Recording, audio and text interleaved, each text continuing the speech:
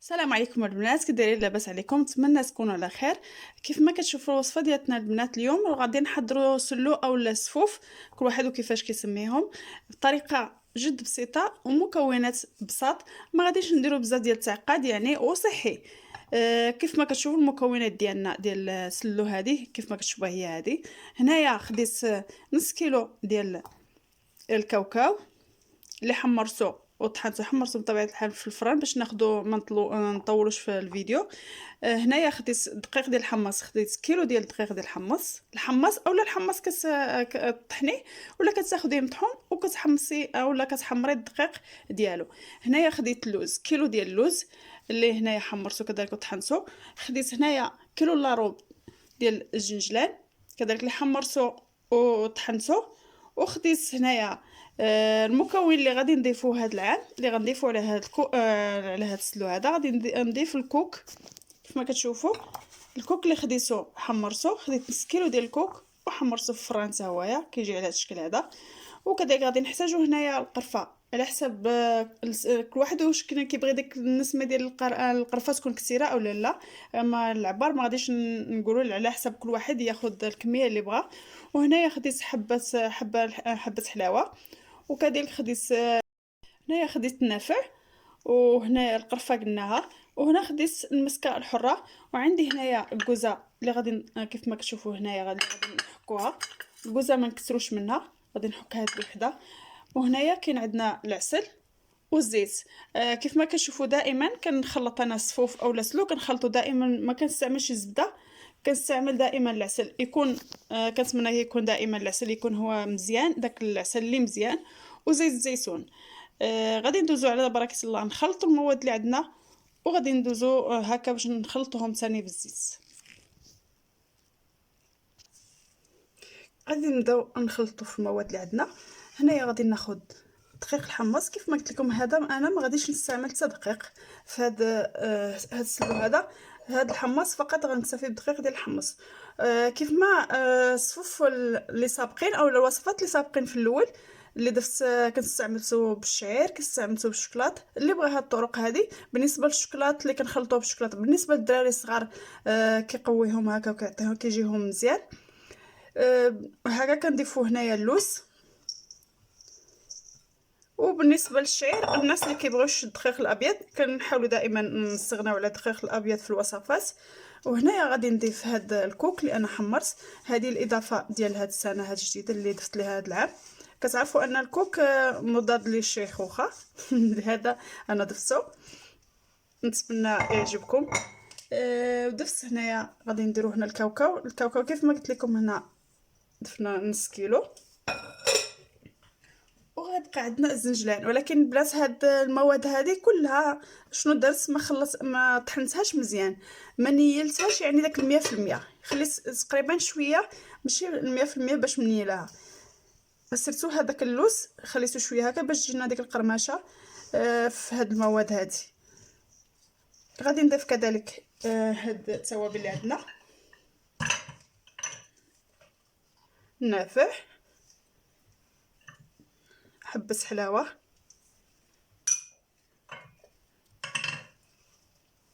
القرفه. قلت لي كيعجبو القرفه يدير كثيره كيديرها. المسكه الحره. وبقات لينا الكوزه غادي نحكوها. ما تكثروش منها الكوزه، الا كانت وحيده هكا صافي كافيه باش تستعملوها.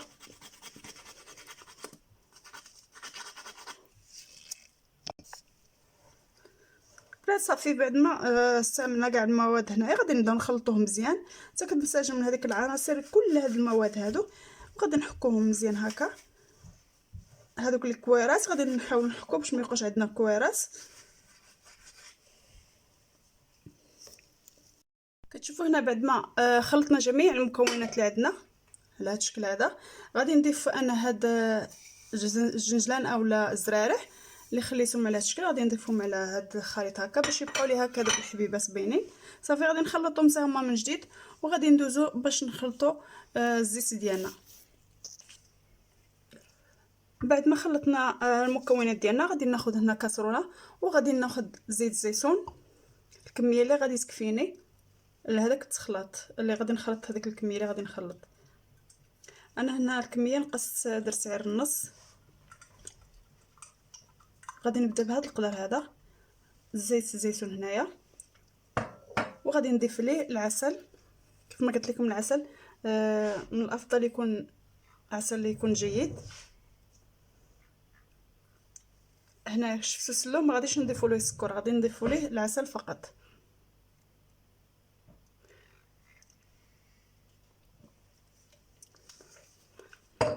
صافي غادي ناخذوا هاد العسل والزيت اللي هنا وضعته هنا في الكاسرونه، غادي نحطه فوق النار حتى كيبدا كيغلى ليا مزيان. كتعود فيه واحد الكشكوشه بيضاء، كنزولو دابا الكشكوشه باش الزيت كتحيد منه ديك الملوحه، وغادي نبداو نخلطوا به السلو ديالنا.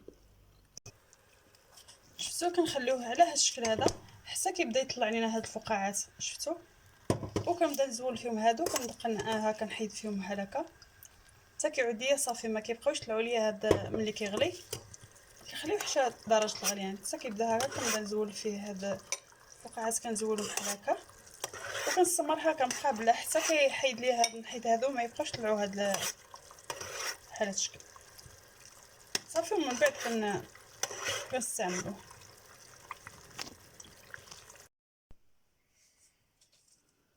كيف ما كتشوفوا هنايا بعد ما سخنا اولا طيبنا هذاك الزيت مع العسل على الشكل هذا وخليناه حتى برد صافي، وغادي نخلطوا به المكونات ديالنا كامله. كنبقاو نكبوا اولا نفرغوه بشويه بشويه حتى كنشوفوا الكميه، ولا كتشوفيه على حسب الشكل اللي بغيتي هاد السلو يكون هكا تخليه شويه هكا مغبر شويه اولا ديريه هكا يكون معجون. هذا الاختيار كل واحد وكيفاش كيبغي السلو ديالو. انا شويه هكا ما يكونش معجون بزاف وما يكونش هكا ناشف بزاف. صافي انا غنستمر نخلط كلشي، نخلط الكميه كامله.